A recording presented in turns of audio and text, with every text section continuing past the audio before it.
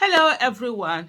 I just did a tweet, and that tweet, I was reflecting, right? So the Katsina State governor has come out to say that people should arm themselves and organize themselves and defend themselves. And I'm like, that's so insensitive. I keep saying this thing.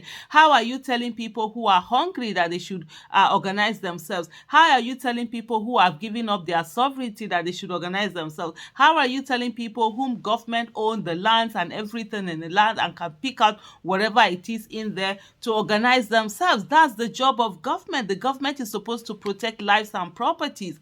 And so I did that tweet, and of course, just as Nigerian issue, I just keep thinking about it. I'm like, gosh, why do we have leaders who are so, or should I call them rulers, who are so insensitive? And then the thing came to my mind, and I tweeted this tweet, and I said, why is it that the governors in Nigeria have not made the issue of state policing to be a priority conversation right now? Yeah, because policy, you understand, in when you're talking about policy making, the first thing is agenda setting, right? You have agenda setting, then all of those policy for formulation, policy legitimization, policy implementation, and then policy monitoring, and all of that thing that goes. So the first thing, you first of all have to put the agenda on the table. You have to make it an issue. Why is it with the fact that literally all the states in Nigeria, minus maybe one or two states that have not really been having all of these security issues, these states in Nigeria are facing massive security issues. There is insecurity. People are being killed. Why have we not made the topic of state policing to be a national discourse and a national debate? Why? So I'm thinking, why? Yes, it's a constitutional thing, but conversation has to start, and that's why you begin to talk to your people, your lawmakers, to say, hey, we need to have this change. The federal government, it's not the one that has all the power, right? We have the legislative arm of government. The executive is not the one that has all the power. So yes, right now, in terms of security, it's solely in the hands of the federal government, but that needs to change. We've seen that is not working for us. Now something is happening in a state. You can't call out the state governor, because really, the state governor, other than the security votes he collect, that only God knows what they do with it, that's the only security power they have. And then I'm thinking, is it because of that security vote that they don't want to talk? They want to just be collecting this money and enjoying it? Because of course, if they have security policing, they will be the one to fund their state police. They will be the ones to take care of their welfare, to buy arms for them and all of that. Then this whole massive security votes that they always collect monies, only God knows how much it is, that they never tell anyone what they use it for. All we see is that they're always buying vehicles and all of that for police, that's the federal police and all of that. Then they will now be forced, yeah, that's it. They will now be forced to account for it, to use it, and it will no longer be there for them to use for whatever they want to do, how they want to do it, that nobody knows about. Is that the reason why it is not really a conversation? Or is there something else? Because as we are right now, the way that Nigeria is right now, security should be the priority discussion on everybody's lips. Because the lack of security has affected everything in our country. Businesses are affected. Development is affected. Farming is affected. Agriculture is affected. Every aspect of our, we are losing our lives on top of it. Properties are being destroyed.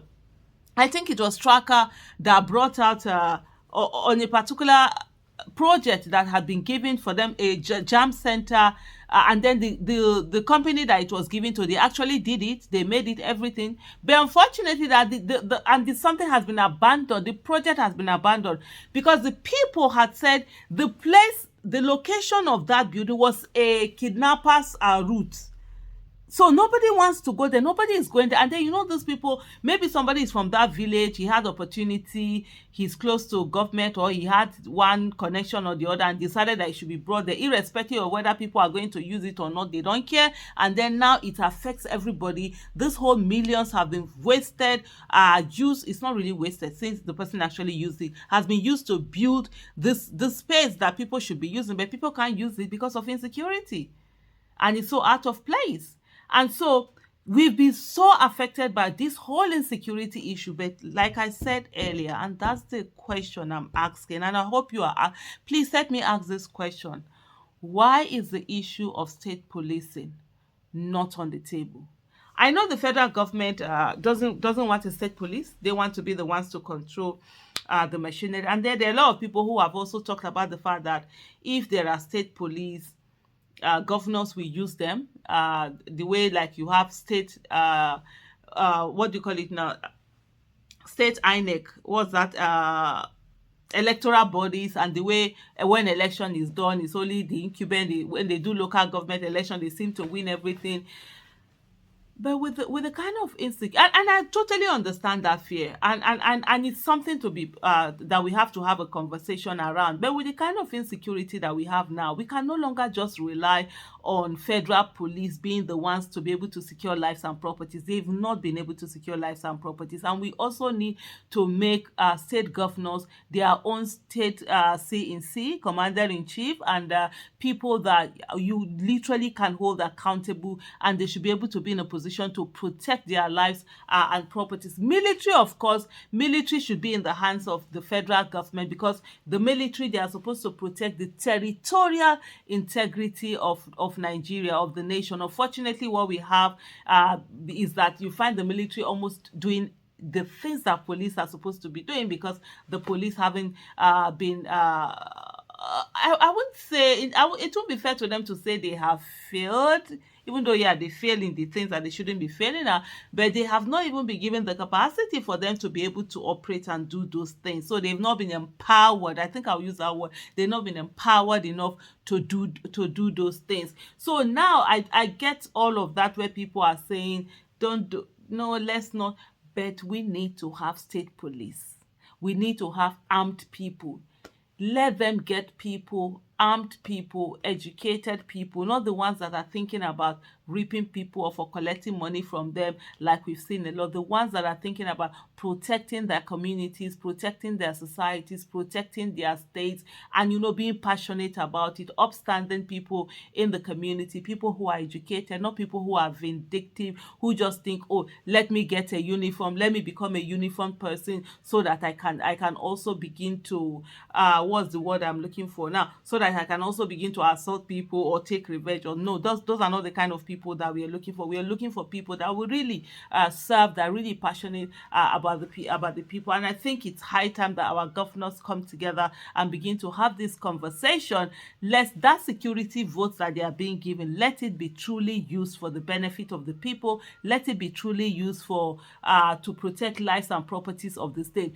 Every state governor should be a state C-in-C, a state someone who is the chief security officer of the state, not just someone who cannot even give an order to a constable.